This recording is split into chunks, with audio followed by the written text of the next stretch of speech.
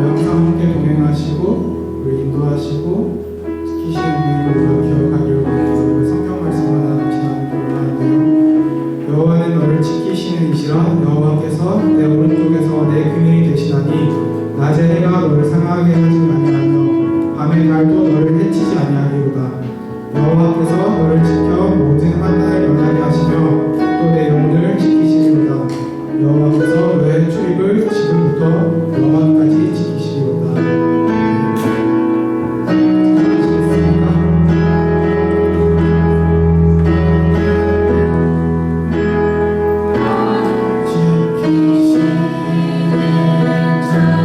너의 우편을 그대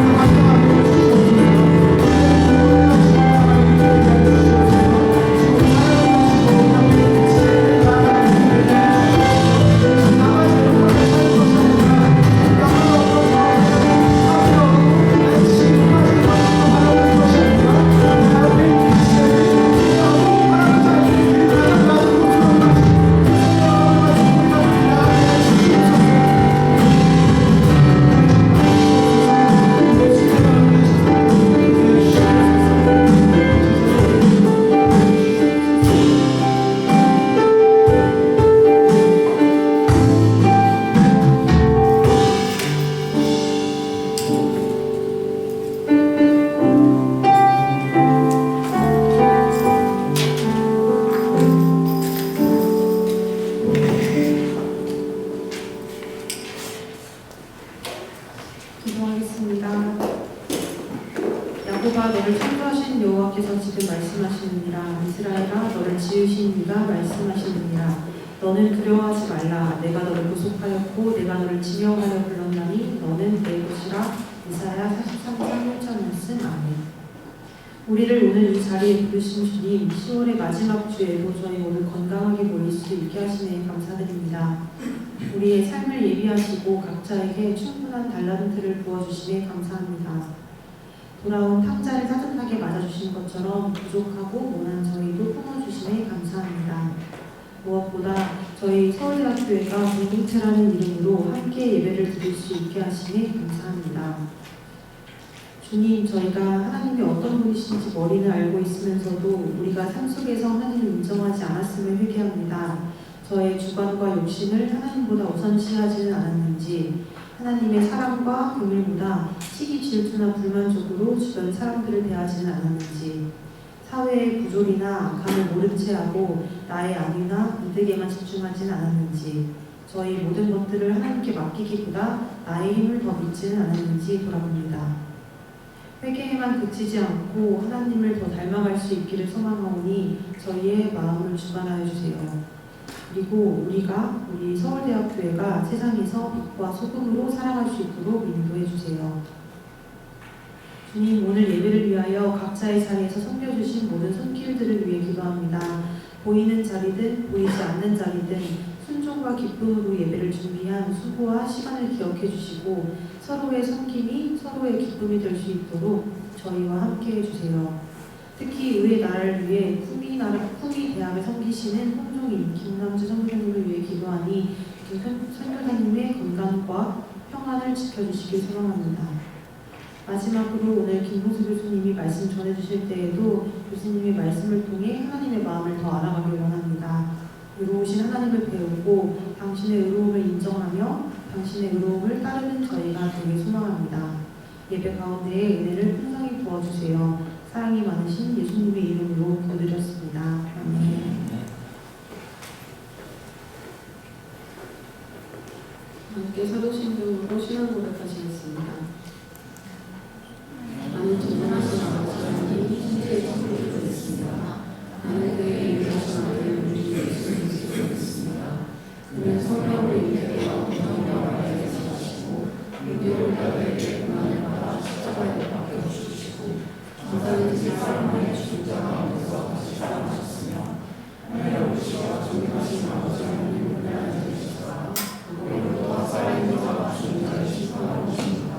나는 성령을 믿으며 거룩한 공교회와 성도의 교제와 죄를 사하는 것과 몸의 부활과 영생을 믿습니다.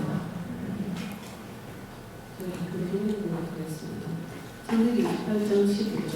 내가 너와 함께 있어 내가 어디로 가든지 너를 지키며 너를 이끌어 이 땅으로 돌아오게 할지라. 내가 내게 허락한 것을 다 이루기까지 너를 떠나지 아니하리라 하신지라. 창세기 47장 9절. 야곱이 바로에게 아뢰되 내 나그네 길의 세월이 130년이니이다. 내 나이가 얼마 됐더니 우리 조상의 나그네 길의 요조에 미치지 못하나 험악한 세월을 보내나이다 하고. 장로는 3장 5절에서 6절. 너는 마음을 다하여 여호와를 신뢰하고 내 몸처를 의지하지 말라.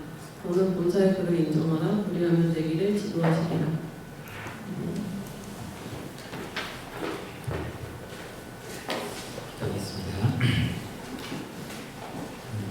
모든 것이 하나님께로부터 왔고 저희가 가진 모든 것이 주님의 것입니다. 저희 삶의 가장 소중한 것을 하나님께 드리고자 하는 마음으로 저희가 헌금을 준비하였습니다.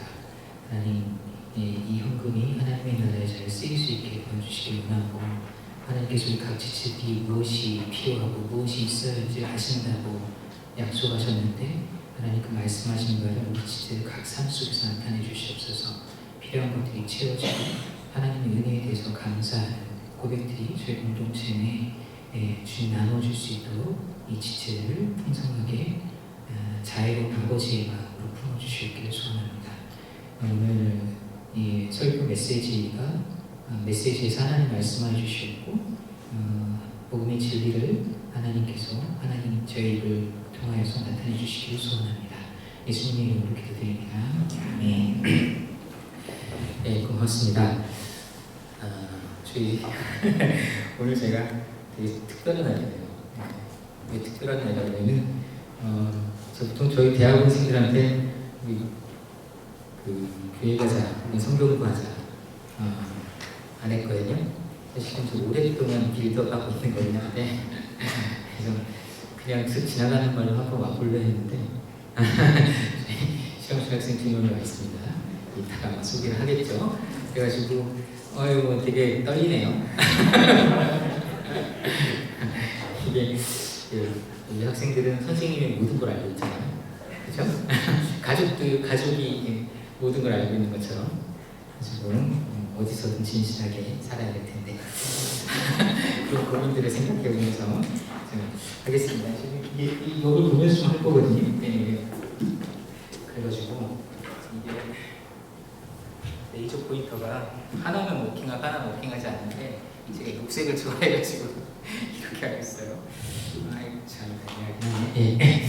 네, 제가 지금 지난 9월달 설교에서 이 교회 사역을 어떤 목표 가운데 하고 있는지 좀 말씀을 드렸었고, 그 가운데서 이제 주되게 이제 말씀을 우리 대학원 팀에서 나누는 것이 주님의 주인 되심에 대해서 나누는 것을 목표로 좀 두고 있다고 말씀을 드렸습니다.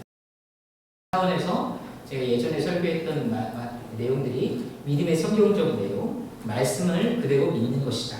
이런 내용들을 말씀을 드렸었고, 일단 이거.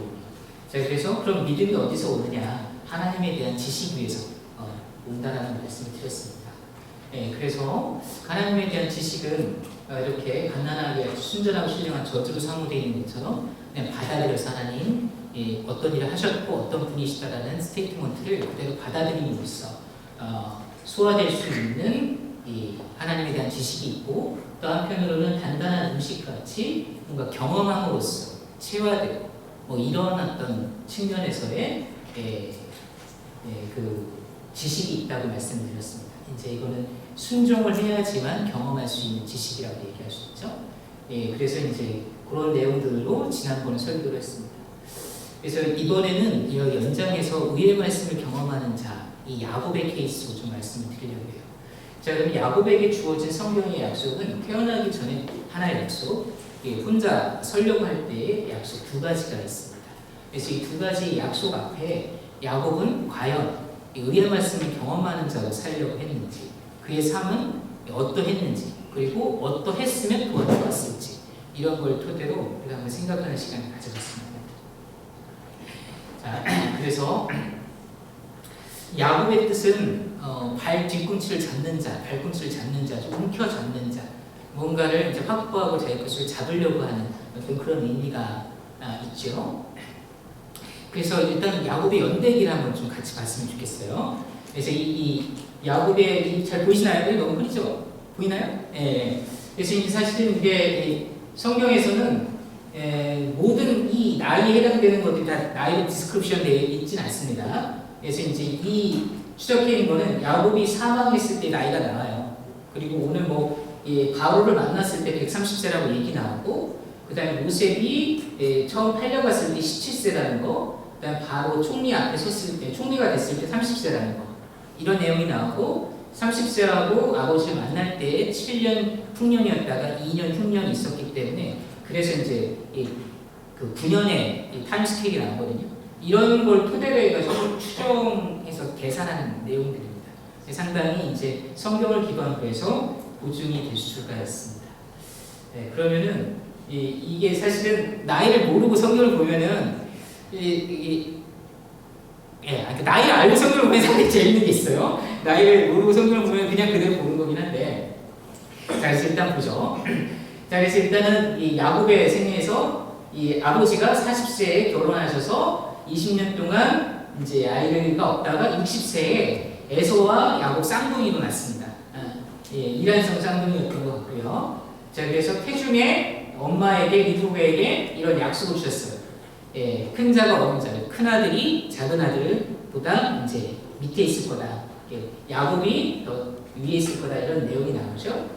상당히 이 사람들은 태어날 때 어떤 상황으로 이제 이름을 짓는데요. 이름을 전 짓는 건 되게 중요하다고 생각하는데, 저는 영서, 서은, 음률 이 이름을 되게 고민하면서 지었는데 여기 너무 재밌습니다. 먼저 나온 자는 붉고 전신에 토록 같아서 빨갛네? 너는 붉은 사람이 에서라고 짓고 너 발뒤꿈치 잡았네? 야곱이라고 짓고 좀 이렇게 성의가 없는 것 같아요. 근데 이렇게 지어요. 이렇게 성의 없게 지어도 되나? 이런 생각이 드는데 그게 훈수리에 나오죠. 그래서 이제 그거를 이제 사파를 좀 찾아왔는데 60세 아마 리브가가 그때 근동지방에 결혼할 때가 10대 후반 정도인 것 같으니까 한 30대 후반 정도였을 것 같긴 합니다. 자, 그리고 뭐 연대기를 보면은 사실은 야곱과 에서는 아브라함하고 15년 정도는 동시대에 있었어요. 그게 이제 사는 장소는 좀 달랐던 것 같긴 한데, 그리고 40세 에서가 독립을 합니다. 독립을 하는 그 사이에 우리가 잘 알고 있는 이 장자의 명분을 파는 그런 일들이 있었던 거죠. 이제 그게 결혼 전이었습니다.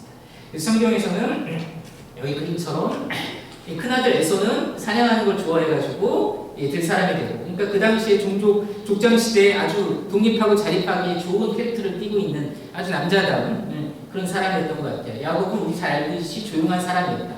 근데 놀라운 것은, 놀랍다기보다는 좀 이렇게 이 행간에 숨어 있는 슬픈 것이죠. 이삭은 에서를 사랑하고 리브가는 야곱을 사랑했다고 되어 있습니다.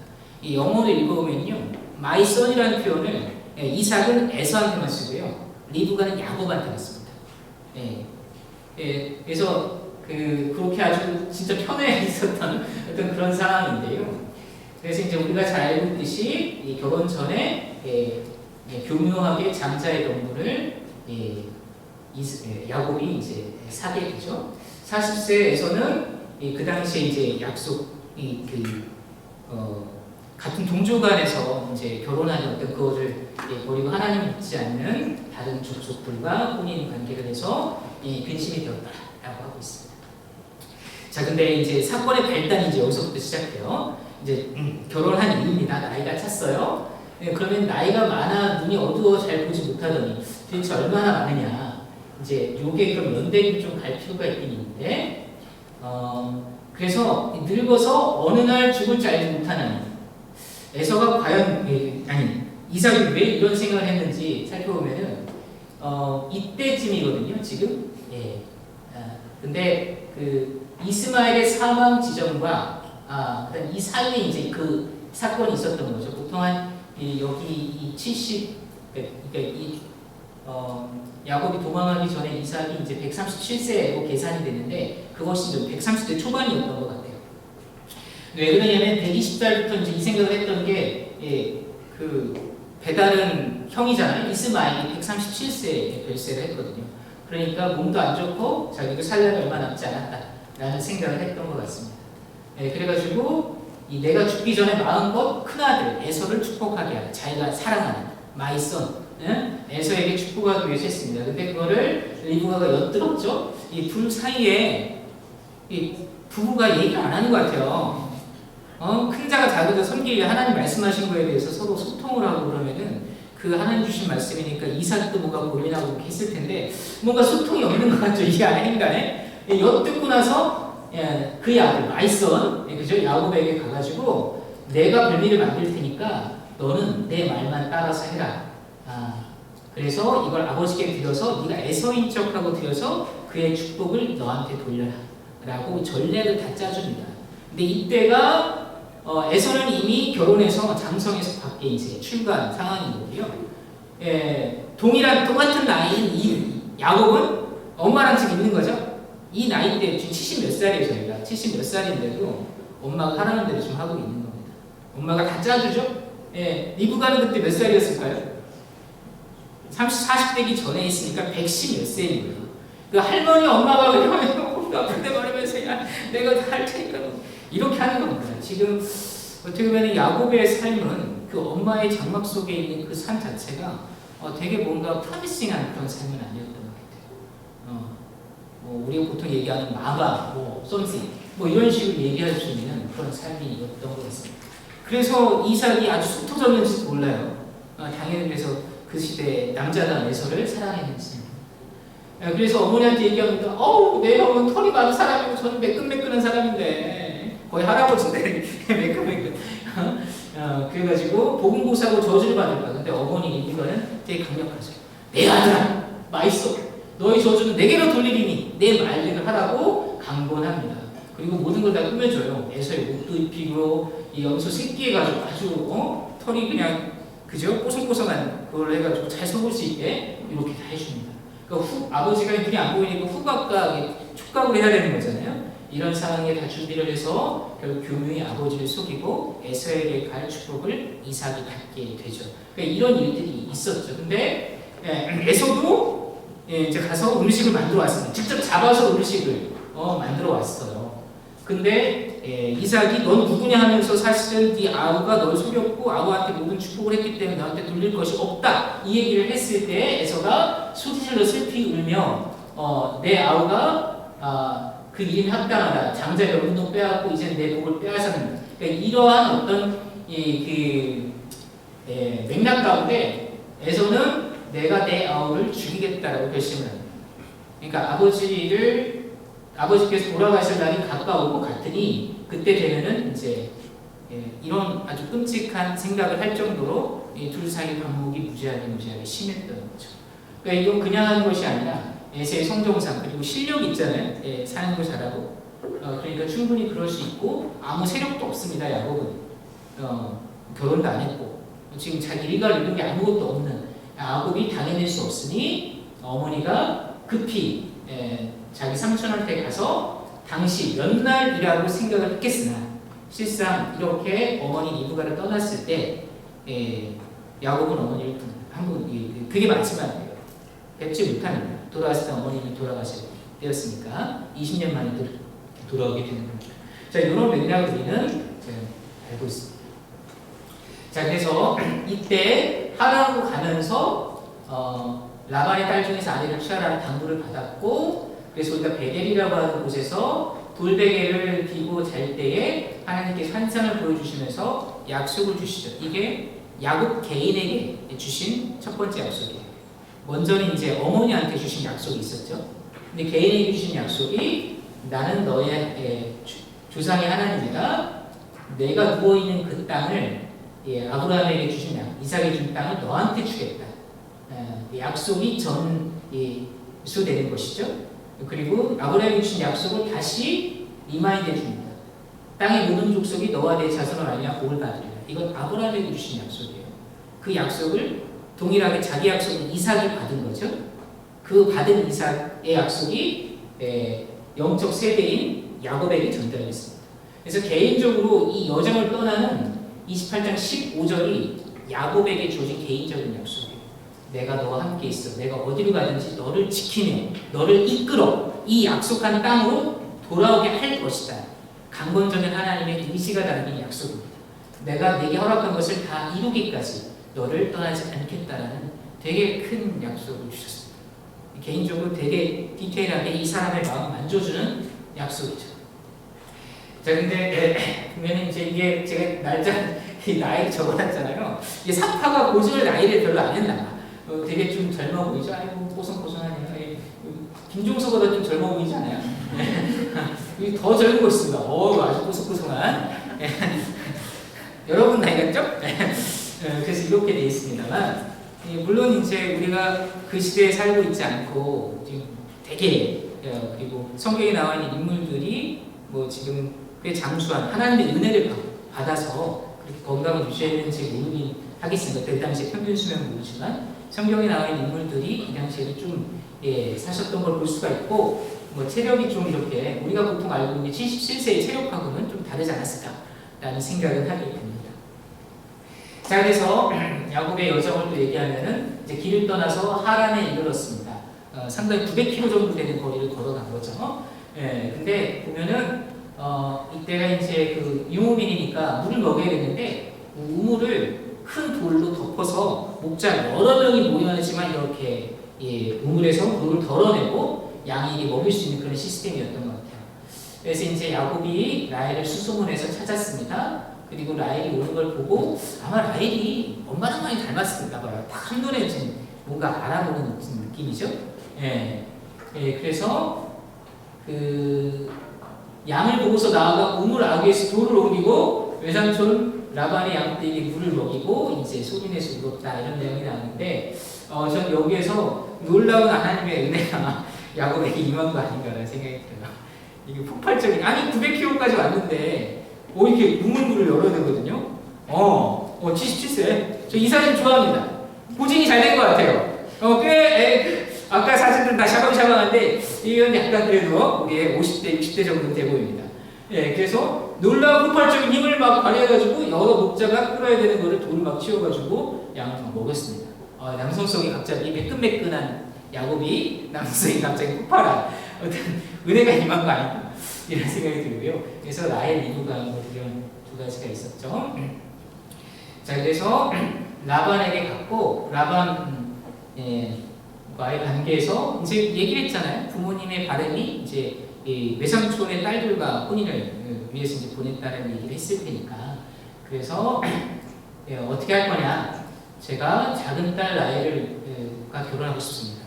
그 당시 근동지방에서는 지참금이 필요하거든요. 결혼할 때에 신랑이 신부 쪽에 뭔가 돈을 내야 되잖아요. 근데 이게 라헬을 넘어했기 때문에 이 7년을 오퍼한 것이 거절할 수 없는 오퍼예요. 그냥 그 시가에 맞춰서 한 게 아니라 거절할 수 없는. 자, 1년에 300일 일한다고 칩시다. 목돈 일당 얼마나 칠까요? 계산의 편의를 위해서 10만 원이라고 칩시다. 그러면은 1년에 얼마죠?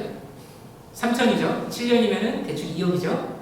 너무 작죠, 그죠? 일당이 10만 원은 아닌 것 같아요. 지금 15만 원치가 대충 3억 정도 되는 거예요. 지참금 3억의 오퍼를 내린 겁니다. 그러니까 거절할 수 없으니까 계산적인 라반이 오케이, 땡큐 이러면서 나에게 주는 것보다 너한테 주는 게 낫다라는 명분으로 7년 동안 일을 시켰습니다. 모순살이를 한 거죠. 근데 7년을 며칠이나 채웠더라. 이게 아마 그 야곱의 인생 중에서 어머니 치마 속에, 어머니 장막 속에 있었던 죽쓰고 막 이런 삶, 뭔가 이런 것에서 진짜로 뭔가 홀로 서서 목표를 갖고 정말 자기 홀로 서서 재밌게 뭔가 보냈던 그런 7년이 있지 않았습니다. 수년, 며칠같이 지냈다 이렇게 얘기 나오고 있습니다. 그래서 이제 뒤에 생략하고 드디어 이제 결혼을 하게 됐죠. 결혼식을 치르고 다음날 보니까 라헬이 아니라 레아였죠. 그래서 왜 속였습니까? 이렇게 했더니 아니 언니보다 아우를 먼저 주는 건 안 된다. 7일 채우라. 라헬은 이제 주겠다. 그리고 그 대가에 another 7 years. 왜냐면 라반 입장에서 스윗했던 거야. 그 7 years가 엄청난 오퍼였거든. 근데 레아를 위해서 누가 7 years 오퍼해? 그럴 리가 없잖아요. 근데 이런 식으로 따지면은 또 레아도 7년의 대가를 뽑아내면서 이제 그러니까 자녀를 딸을 그 당시의 사람들 뭔가 재산적으로 취급했던 것 같습니다. 그래서 이제 이런 일들을 우리 잘 알고 있습니다. 그래서 결국 이제 84세에 결혼을 한 것으로 추정이 되고, 그래서 첫 번째 아내 레아가 되게 이제 빠르게 연년생으로 매해 아이를 낳고, 그 다음에 어디죠? 레이첼. 라헬은 아이를 못 낳기 때문에 자기의 여종을 첩으로 들이죠. 그래서 그 첩을 통해서 자녀를 얻었다고 하죠. 그래서 이것도 거의 이제 1년 차이라기보다는 거의 몇 개월 차이일 수 있을 것 같아요. 그렇게 하고 이제 이 과정이 있으니까 레아도 경쟁을 통해 자녀를 얻어야 되겠다고 해서 다시 또 여종을 아내로 줘서 아이를 또 얻습니다. 그런 과정에서 또 9째, 10째도 그래서 아들 6 낳고 마지막에 딸을 낳습니다. 딸과 이 요셉, 디나와 요셉은 거의 비슷한 시기였던 것 같아요. 조금 더 먼저 낳았던 것 같습니다. 그래서 요셉이 나요. 요셉이 나올 때가 그때 어떤 일이 있었냐면은 라헬이 요셉을 낳을 때 드디어 야곱이 나를 나의 땅으로 가게 해주십시오. 그럼 품삯을 정하라 이렇게 얘기하고 있습니다. 이건 뭐냐면 7년이 다 지나서 의무 복무 기간이 끝났다라는 걸 시사하죠. 그러니까 의무 복무가 끝났으니까 이때 라헬이 요셉이 나왔을 때가 84세에서 14년은 충분히 지났을 때라는 걸 추정할 수 있고, 그래서 야곱이 요셉을 낳았을 때에 77세에 왔는데 14년 지났으니까 91세 언저리일 거다라고 추정을 할 수가 있습니다. 이제 그렇게 하고 그때 이제 하나님께서 꿈에 보여주신 것이 그 교미를 할 때에 수컷이 얼룩진 것들이라는 환상을 보여주셔가지고 이 사람이 당신이 뭐 여러 계약들을 갖고 갔기 때문에 그거 필요 없고 이제 한 가지 계약 조건. 그래서 양 중에 아롱지 꽃과 점 있는 것, 검은 것이 내 거고 염소 중에선 점 있는 것과 아롱지 꽃만 내 거다. 나머지 다 깨끗하게 생기고 잘생긴 것들은 다 당신 거다라고 계약 조건을 만들어요. 그래서 내가 내 말대로 해. 이렇게 변경되어 있는 계약 조건에서 6년이 지납니다. 그죠? 6년이 지나가죠. 자, 그래서 그때고 그때 이제 이 조건이었잖아요. 그래서 이제 우리는 멘델의 이종 법칙을 알잖아요. 그래서 이제 그렇잖아요. 우성 나오고 우성 열성은 우성 나오고 열성이 열성 나오잖아요. 그죠? 그래서 양은 흰색이 우성입니다. 흰색. 그래가지고 이 흰색이 아니려면 열성 교배를 해야 됩니다. 그리고 염소는 검은색이 우성인 것이죠. 그러니까 열성이 나올 수, 여기가 지금 이게 다 우성인 것들입니다. 이런 열성인 것들이 나올 가능성은 멘델 이종 법칙에는 상당히 적어요. 그죠? 그러니까 그렇게 이제 지혜로운 오퍼를 뺀 게 아닙니다. 몰랐던 거죠? 생물학 알았으면 그렇게 안 했을 텐데. 근데 이제 하나님께서 이제 그렇게 하시겠다고 약속을 하신 건데, 물론 이제 과학적으로 생각해 보면은 이제 후생 유전학적인 것도 있고 하나님의 권능 가운데 우성 유전자를 만드셔가지고 우성 유전자가 작동하지 않게 하면은 결국 이제 표현형이 우성 교배에도 열성이 나올 수 있게 하나님 유전하실 수 있다고 생각합니다. 에피제네틱스라는 게 있어요, 그죠? 알잖아요. 그런 게 있어요. 전혀 비과학적인 것이 아닙니다. 그래서 하나님 권능 가운데 창조주께서 물을 못하시겠습니다. 자, 그런데 제가 오늘 설교에 잠언 3장 5절 6절 말씀을 가지고 왔죠. 그래서 분명히 하나님의 약속이 있습니다. 이것도 어떻게 보면 환상을 보여주셨기 때문에 야곱이 그냥 개인의 아이디어가 아니라 하나님이 보여주신 데 목표를 날린 거예요. 아롱지거, 전박 이걸 주실 거라고 확신했기 때문에. 자, 그러면 마음 다해 여호와를 신뢰하면 하나님 주신 약속 그대로 믿고 의지하길 원하게 하는 게 바라실 거예요. 왜냐하면 하나님께서 너의 명철을 의지하지 말라. Do not lean on your understanding. 이런 식으로 얘기를 하고 있거든요. 스스로의 어떤 그 지혜와 이해 수준 안에서 뭔가를 하지 말고 하나님만 전적으로 신뢰해 주지 않겠니? 그러면 하나님의 역사가 너한테 나타날 거다라는 말씀이거든요. 근데 야곱은 움켜잡는 자잖아요. 가만히 있을 수가 없는 자예요. 뭘 해야 돼. 엄마도 그랬고 이 사람도 그렇게 해. 그래서 버드나무와 살구나무, 신풍나무 가지를 가져다가 껍질을 벗겨 흰 얼룩무늬를 낸 겁니다. 그래서 어떻게 생겼냐면 이게 신풍나무예요. 이 껍질이 벗겨지는 거예요. 이게 껍질 아벌링이라고 하던데, 그래서 이제 이게 가만히 있으면 이런 껍질 색깔인데 이게 쉽게 벗겨져가지고 툭툭툭 벗기면은 얼룩무늬가 되잖아요. 그러니까 그런 식으로 해서 이 세 종류의 나무에 대해서 얼룩 무늬를 만들어낸 겁니다. 흰 무늬를 만들어. 그래서 이 사람은 그냥 가만히 있을 수가 없어서 교배하는 그 과정에 얼룩진 거를 막 거기서 이제 꽂고 거기서 흔들고 그렇죠. 더군다나 튼튼한 새끼를 뵐 때는 그걸 갖다 놓고 약한 양이면 가지를 두지 않아요. 이게 본인의 바램이 여기 녹여 있는 거죠. 본인의 언더스탠딩 하에, 자기 명철 하에 저 일이 일어난 거죠. 근데 기본적으로 보세요. 이게 기본적인 사이언스 측면에서는 열성 교배하지는 않는 것이고, 이게 흔들었다고 해서 그걸 보고 나서 얼룩무늬 보고 있으면 얼룩무늬가 나오고, 하얀 거 나온 게 아니거든요. 본인이 바랬던 거죠. 본인이 하나님의 약속이 있어도 가만히 있을 수 없었던 거예요. 본인의 지혜를 에딩할 수밖에 없는 그런 야곱이었던 거죠. 그런데도 하나님은 약속하신 게 있어서 이 사람이 이런 행동을 했죠. 근데 하나님의 약속이 있기 때문에 얼룩진 것과 뭔가 전박 이런 것들이 많이 나와서 이 맥락으로 보면은 야곱이 이렇게 했기 때문에 뭔가 흔들고 이 주술적인 행동을 하고 뭐 보여주고 뭐 이렇게 해서 뭐 태교를 하면 결국 DNA가 바뀐다 뭐 이런 느낌이에요. 이거를 얘기한다면. 그런데 그렇게 되지 않은 건데도 불구하고 결과적으로 하나님은 하나님의 권능과 약속대로 얼룩 그 다음에 그 전박이를 많이 만들어서 결국은 야곱을 아주 번창하게 해주셨죠. 자, 그럼 이 결과는 어떨까요? 야곱 입장에서 하나님께서 역사되셨구나, 기적이셨구나라고 받아들일까요?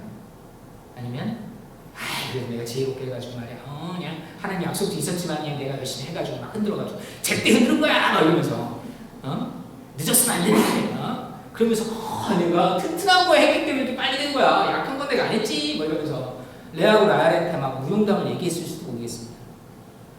결국 하나님께서 하신 일인데 야곱은 하나님께서 하신 일인지 온전한 믿음으로 그 삶의 믿음의 역사로서 받아들이지 못한 결과가 나타났습니다. 그런 일을 또 보죠. 자, 그래서 이제 돌아갑니다.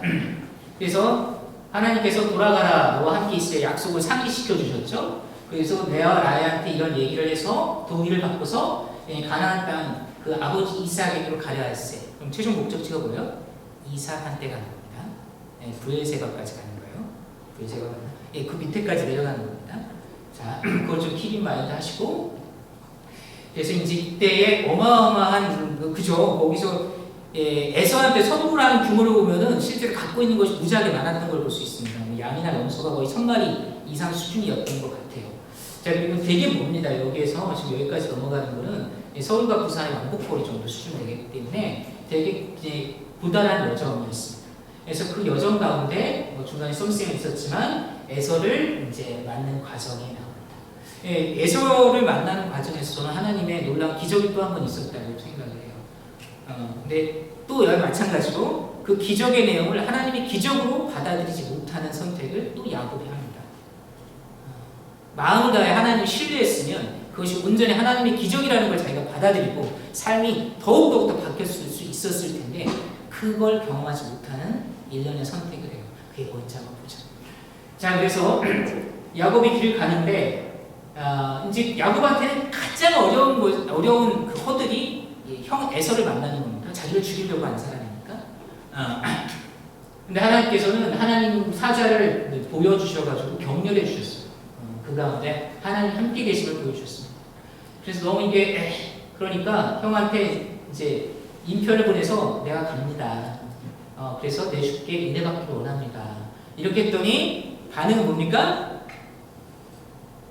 400명을 거느리고 장정 400명을 거느리고 죽이려고 쫓아오는 거죠. 은혜를 받으려고 했더니 완전히 잘 됐어. 이제 너 오는 줄 알았어. 그냥 벼르고 있었는데 완전 준비된 대로 그냥 400명. 여러분 그 중대가 군대를 뭐 날림으로 갔다 잘 모르겠는데 중대 한 200명 정도 되지 않나요? 중대 두세 개가 모이면 대대 아닌가요? 군대 갔다 오신 분들 끄덕여 주세요. 아니 저기 400명의 대대 병력 정도 되나요? 큰 병력이라 칩시다. 아무도 얘기를 안 해주네. 그냥 눈빛을 안 보여주고 있어 지금. 빨리 끝내라는 눈빛만 계속 보여주고 있어. 400명 되게 어려운 거죠. 그래서 야곱이 심히 두렵고 답답한 건 이해가 돼요. 누구나 저런 상황이 있을 수 있습니다. 그래서 기도를 합니다. 그래서 돌아가라고 하셨고 이런 약속이 있지 않습니까? 그러니까 약속을 기억하사 청컨대 나를 건져주십시오. 하나님께서 함께 하심을 믿고 담대히 나아가겠습니다. 라는 기도를 했으면 좋겠는데 그러기에는 좀 너무 두려웠던 것 같아요. 겁납니다. 솔직히 얘기하긴 했지만 결국은 온전히 하나님, 마음을 다해 여호와를 온전히 신뢰할 수는 없었어요. 너무 어려웠어요. 그래서 지혜를 짜냅니다. 두 때로 나누어서 한 때를 치면 한 때는 살고다. 재산상의 손실을 최소화하려고 하는 지혜를 짜내고 있습니다. 자, 그리고 밤을 지새고 또 그 다음에 가만히 그래도 안 될 것 같아요. 형 에서를 위해 예물을 택해서 여러 선물들을 쭉쭉쭉 보냅니다. 그것도 순차적으로 보내서 결국 예물로 형의 감정을 푼 후에 대면하면 나를 받아주리라. 또 세컨 스트래터지를 만들어요. 그러니까 본인이 이렇게 뭔가 여러 액션을 취하는 겁니다. 그랬기 때문에 결과론적으로 에서를 만났을 때 에서가 뒤에 얘기하겠지만 둘이 다 화해를 하게 됩니다. 좋게 끝나요. 걱정했던 어떤 무슨 어려운 일이 생기지 않습니다. 그때의 야곱은 어떤 생각을 했을까요? 그래서 내가 뜻대로 나눴고 선물을 이렇게 잘 좋은 걸 예비했기 때문에 그래도 마음이 풀어져가지고 이렇게 된 거 아닐까? 역시 이런 지혜가 중요해. 근데 본질은 하나님께 약속대로 내가 너와 함께해서 어디로 가든 너를 지키며 너를 이끌어 이 자리에 돌아오게 할지라 하는 약속을 이루시는 거거든요. 자, 그래서 이 야곱의 상황을 보면은 또 두 번째 날에도 그 캠프에서 밤을 지새다가 그래서 하나님께 도움을 구했어요. 그래가지고 이 예물도 보냈습니다. 근데도 안 될 것 같아. 근데도 너무 이거 애서 보면 무조건 우리 가족, 내 소중한 자녀들, 아내들 다 죽을 것 같아. 그래서 밤중에 갑자기 일어나서 가장 소중한 가족들을 약복나루를 건너게 만듭니다. 자, 지도를 보면은 이미 에서는 밑에서 위로 올라오고 있습니다. 그리고 야곱이 되면 위에서 내려오고 있습니다. 그래서 밤에 일어나서 약복나루를 건넜다라는 약복강은 이렇게 동서로 되어 있는 강이거든요. 그래서 이미 여기 있지 않다가 강을 만약에 위에서 아래로 건넜으면은 그럼 에서 쪽에 더 가까워지는 거거든요. 그죠? 에서를 두려워하고 고민하고 있는데 밤중에 일어나서 에서한테 한 발짝 더 가는 선택이었겠습니까? 아니면 이미 남쪽에 있다가 도망가는 쪽으로 북쪽으로 올라가는 선택이었겠습니까? 이건 자명하게 아래에 있다가 북쪽으로 한 발짝 더 도망가는 선택이에요. 하나님의 약속도 있고 간구도 했지만 너무 무서운 너무 두려운 거예요. 그래서 가장 소중한 존재를 먼저 보내고 약복강이 이렇게 깊지 않습니다. 스트림이에요, 스트림. 보내고 나서 홀로 남아서 이제 씨름을 하는 거죠. 과연 이대로 야반 도주를 할 것이냐, 이대로 가족들만 살고서 도망갈 것이냐, 맞닥뜨릴 것이냐. 하나님의 약속은 있고, 근데 에서는 두렵고, 그것을 성경에서는 라기세도로 어떤 사람이 이 라기세도 야곱과 씨름하였다. 즉 하나님과 레슬링이라고 되어 이런 표현을 쓰고 있으나 실제로 물리적으로 레슬링 했다라는 것이 맥락에 좀 맞지 않은 것 같아요. 저 개인적으로는 이것이 내적으로 하나님의 약속을 추구하고 믿음으로 살려고 하는 야곱과 자기 인간적 내추럴 자아, 도망가고 뭔가 이렇게 살고 싶은 위험을 맞닥뜨리고자 하지 않는 지혜대로 하려고 하는 야곱의 내적 자아가 서로 충돌하는 이것을 레슬링으로 표현하지 않았을까 생각을 합니다. 근데 그 하나님께서 자기가 야곱을 이기지 못함을 보고 이게 무슨 뜻일까요? 실제 레슬링 하는데 모르죠. 그거는 제가 정확하게 알지 못하지만 제 개인적으로는 내적인 자아, 뭔가 도망가고 무섭고 두려워 하나님을 의지하지 못하는 야곱의 내적인 자아가 하나님을 의지하는 야곱을 이긴 거라고 봅니다.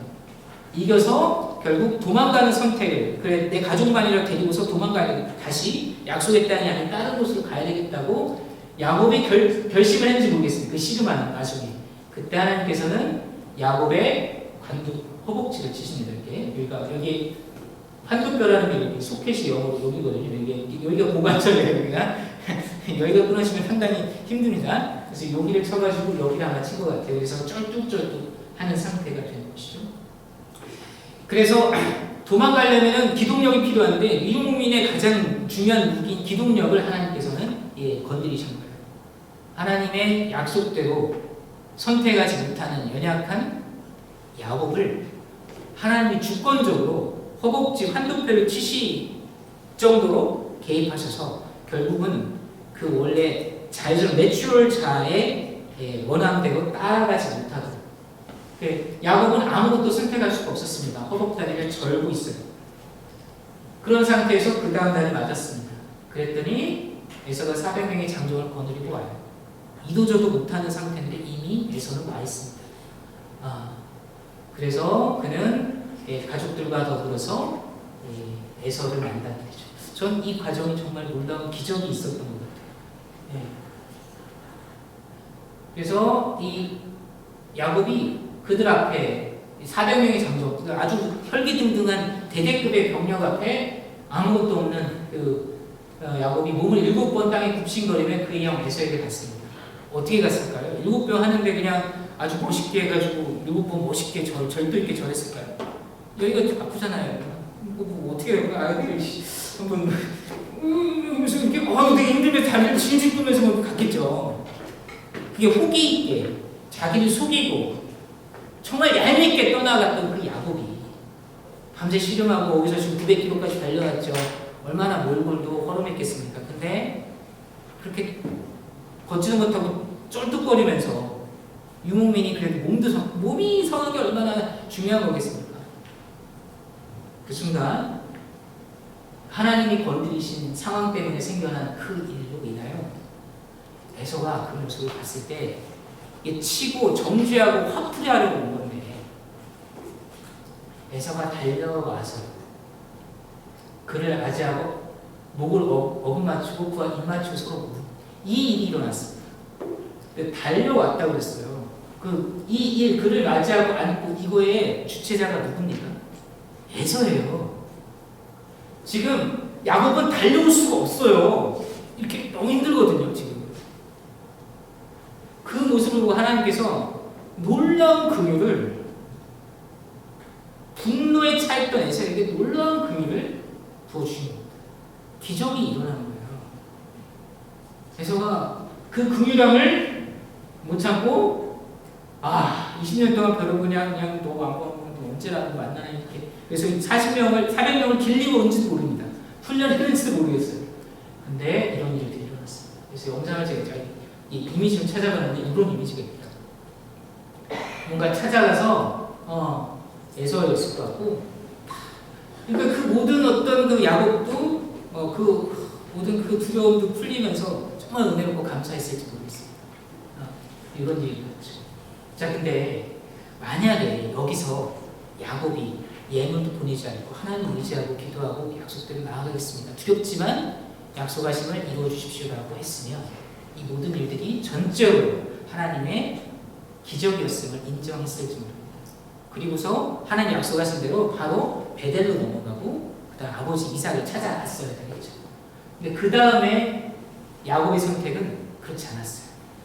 아무래도 본인이 했던 자기 명철을 의지해서 났던 아이디어가 워킹했구나 라고 생각했는지 모르겠습니다.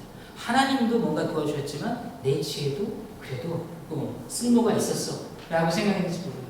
그래서 지금 여기 베델과 브엘세바까지 아버지 있는 데 가야 되는 여기까지 내려가야 되는데 지금 여기에서 에서를 만난 다음에 숲곳에 우릿간을 짓고 외양간 같은 거요. 세겜에 정착을 합니다.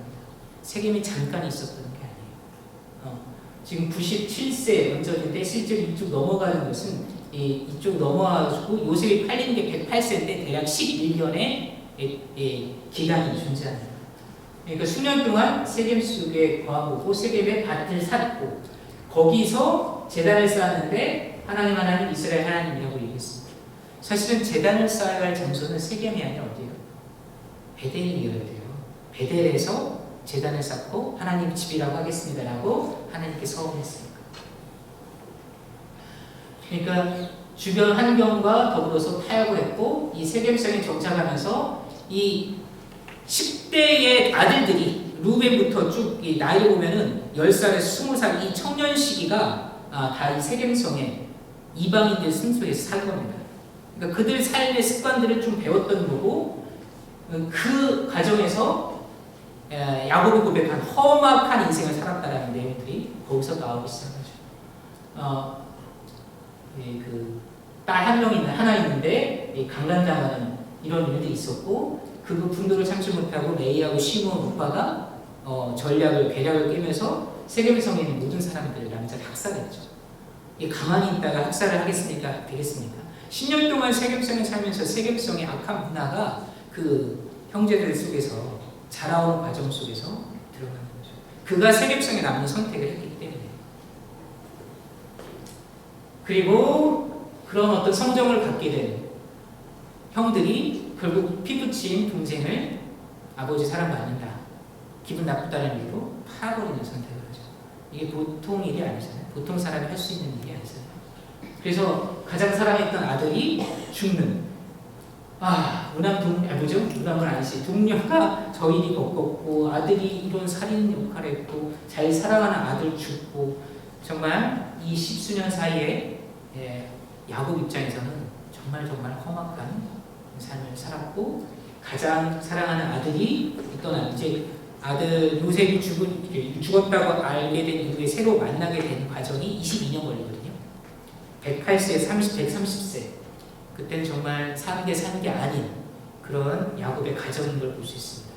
유다도 죄책감 속에 도망가고요. 자, 그래서 그의 고백이 험악한 세월을 보내었습니다. 자, 보세요. 야곱에게는 너무나 명료한 약속이 있었습니다. 어머니에게도 주어진 약속이 있고 그 개인 스스로도 이삭과 아브라함과 이삭이 준 약속을 본인이 받았고 하나님 개인적으로 주신 약속이 있었음에도 불구하고 그가 마음을 다하여 여호와를 신뢰하지 않고 자기 명철을 의지하는 선택을 곳곳에서 행하고 있습니다. 그리고 그것에 의지한 삶을 살았죠. 사실은 하나님께서 일부러 이 사람을 험악한 삶을 살게 내버려 주셨다고 생각되지 않습니다. 그냥 그 인생길이 고난길이 고통길인 것 같아요. 하나님 없는 삶을 살 때는 우리 삶이 그냥 내추럴 삶, 험악한 삶, 무단한 삶인 것 같습니다. 그런데 하나님께서는 이 약속을 의지하며 의의 말씀을 경험하는 삶을 살아라. 마음을 다해 하나님을 신뢰해라. 그러면 하나님께서 하시는 말은 내 길을 지도하시라. 이 말씀은 He will make straight your paths. 그렇죠? 너의 길을 곧게 하신다. 이게 하나님의 약속이죠. 그래서 시간이 많이 지나갔네요. 그래서 이거는 넘어가겠습니다. 네. 저는 이 생각을 해봤어요. 만약에 야곱이 이삭과 요셉 같은 사람이었으면 야곱의 삶은 어땠을까? 이 약속이 그의 삶 속에 실현되고 만약에 그런 삶을 살았으면 우리 야곱의 삶은 내 130년 삶 험악한 세월을 보냈다라고 얘기하지 않았을까? 그죠? 이건 우리한테도 미치는 고백일 겁니다. 하나님께서 우리 모든 삶을 풍성하고 더 좋은 삶을 인도해 주시고자 마음을 다해 여호와를 신뢰하라고 당부를 하셨어요. 내 명철이 좋으면 의지하면 되는데 사실 내 명철의 수준은 아까 야곱이 뭐 했죠? 얼룩진 나무까지 흔들면 아웅진 어떤 새끼가 나온 줄 알았잖아. 아니잖아요. 아니거든요. 하나님께서 그 바램을 그냥 이루어 주신 거죠. 약속대로 그냥 이 역사를 기적을 일으키신 거죠. 그가 이렇게 했기 때문에 결과가 나온 게 아니에요. 예물을 보냈기 때문에 에서가 바뀐 게 아니거든요. 하나님의 약속 가운데 하나님의 역사인 것이죠. 내 명철의 수준은 이와 같다는 걸 인정할 때에 마음을 다해 여호와를 신뢰할 수가 있을 겁니다. 하나님의 의의 말씀을 경험할 수 있는 첩경은 하나님이 얼마나 크신지, 내가 얼마나 죄인인지, 내 명철의 수준이 실상은 내가 생각하는 것만큼 그렇게 지혜로운 것이 아니라는 것, 나를 자기를 비하라는 것이 아니라 하나님의 크심을 인정하는 것이, 하나님을 인정하는 가운데 하나님의 약속이 이루어질 걸 믿고 문을 찾고 두드리는 겁니다. 그건 다른 맥락이에요. 그렇습니다. 그런 아쉬움이 있죠. 우리 삶도 마찬가지일 수 있습니다. 근데 격려가 되는 건 마지막에 이렇게 야곱이 믿음의 조상인데 이 이삭, 아브라함, 이삭, 요셉까지 생각해보면은 야곱이 왠지 그 사이에 제일 뭔가 연약해요. 근데 하나님은 아브라함 하나님, 이삭의 하나님, 그 다음에 또 누구 하나님? 야곱의 하나님이라고 하세요. 저는 하나님께서 아브라함의 하나님만 하셨으면, 이삭의 하나님만 하셨으면 되게 좀 마음이 아플 것 같아요. 야곱을 보면서 저는 야곱이 딴 사람이라고 생각되지 않습니다. 제가 오늘 이렇게 당부의 말씀을 드렸지만 저는 누구보다도 야곱이 제 모습 같아요. 저희 삶에서도 하나님의 약속이 있지만 어떻게 해서든 제 생각이, 제 지혜가 훅 들어와가지고 하나님의 약속과 다르게 혹은 하나님의 약속하신 거에 내 마일리지를 더 태우려고 하는, 내 노력과 내 컨트리뷰션을 인정받으려고 하는, 그리고 이랬기 때문에 이런 결과가 주어진 거 아니야라고 자기중심적으로 해석하려고 하는 이런 것들이 계속 들어오는 걸 보고 정말 야곱 같아요. 그래서 그 야곱 같은 제 모습이 싫어요. 야곱 보면서 야곱이 이랬으면 얼마나 좋았을까. 그 말은 내가 이랬으면 얼마나 좋았을까. 그럼 내가 지금 더 빠르게 몇 년 전에는 하나님의 역사를 경험하고 더 좋은 간증을 나눌 수 있었을 텐데 왜 나는 야곱 같을까? 이런 생각을 해요. 근데 감사한 건 하나님은 야곱의 하나님인 거야. 야곱의 하나님이라고 하시기에 불림받기에 부끄러워하지 않으셨어요. 야곱의 하나님이 되어주시네. 너무 감사하죠. 성정을 하신 하나님, 야곱 같을지라도 그 야곱이 마음을 다하여 하나님을 신뢰하고 하나님의 인도하심을 경험하는, 그게 언제였을까 생각해보니까 130에 애굽에 딱 갔을 때 하나님의 경륜이 있어서 그 아픔이 있었지만 요셉을 먼저 보내신 거구나. 그래서 이 애굽 가운데서 하나님의 일이 일어날 거고 다시 건져내실 거라는 걸 믿음으로 바라봤겠죠. 그 16년, 17년은 상당히 은혜로운, 험악한 130년과 다르게 매우 은혜로운 16년, 17년이지 않았을까 생각합니다. 그래서 의의 말씀을 경험하는, 하나님의 약속을 그대로 경험하려면 마음을 다해 하나님 신뢰해야 돼요. 하나님 신뢰하려면 하나님을 알아야 돼요. 모르는 상태에서 하나님 신뢰하기 어렵습니다. 신뢰하기 결정하는 거 아니잖아요. 그래서 하나님을 더 깊이 신뢰하고 알고자 하는, 그래서 더욱더 뭔가 하나님에 대해서 나누고 알려주고, 지식이면 지식, 간증이면 간증, 이런 우리 교회 가운데 계속 품성이 있었으면 좋겠다. 진짜 의의 말씀을 경험하는 그런 지체가 됐으면 좋겠다는 기도를 하게 됩니다. 기도하고 마치겠습니다. 하나님 아버지, 야곱을 봅니다. 야곱을 보면 저희가 쓴 웃음이 나지만 비웃을 수만 없는 게 정말 저희 모습과 비슷합니다. 하나님, 이 야곱이 되지 아니하고 요셉이길 바라고 아브라함과 이삭이기를 원합니다만 하나님, 저희 믿음이 부족합니다. 하나님 신뢰하는 마음이 부족합니다. 하나님 신뢰하는 믿음을 부어주시옵소서. 그리하여 의의 말씀, 하나님의 약속을 경험하는 저희 지체들 될 수 있도록 하나님 붙들어 주시옵소서. 예수님의 이름으로 기도드립니다. 아멘.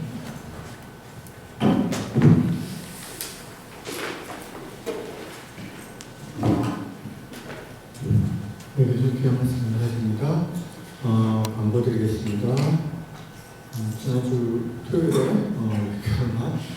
영기 연지장에 잘 들은 것 같습니다. 네, 다시 한번 축하.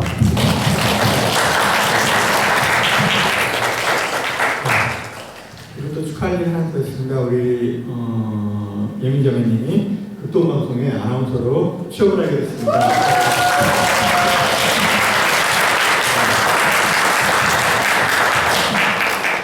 몇 달 전에 벌써 됐어야 될 일인데, 아무튼 정말 축하드립니다. 그래서 오늘 간식은 우리 예민자매님이 하나님께 감사하는 마음으로 또 숨겨주시기로 했습니다. 그리고 우리 방동현 목사님께서 이제 11월부터 저희 예배 끝나고 4시 반에 중국어 성경 모임을 가지시려고 합니다. 그래서 방동현 목사님 위해서 기도해 주시고, 또 혹시 관심 있는 분들은 또 함께 해주시면 좋을 것 같습니다. 오늘 방문하시는 지체분들이 계신데요. 아까 교수님께서 말씀하셨지만 김종서 교수님 연구실에서 2분 오셨습니다. 일어나서 잠깐 소개해 주시겠습니까?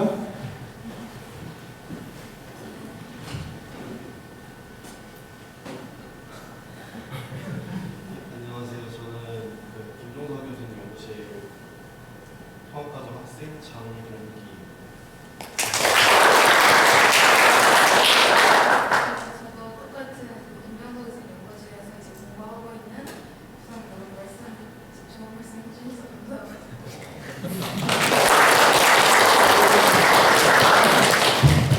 네, 감사합니다.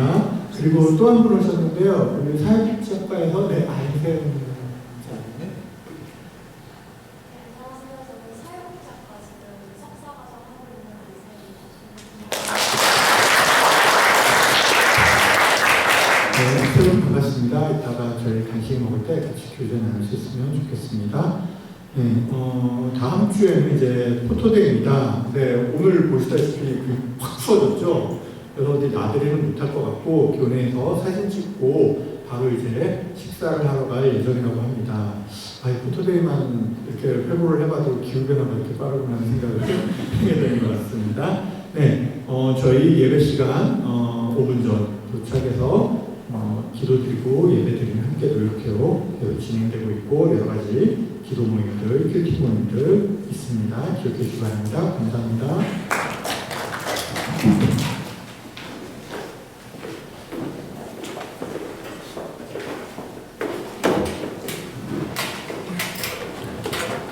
자리에서 일어나셔서 함께 결단 찬양하시겠습니다.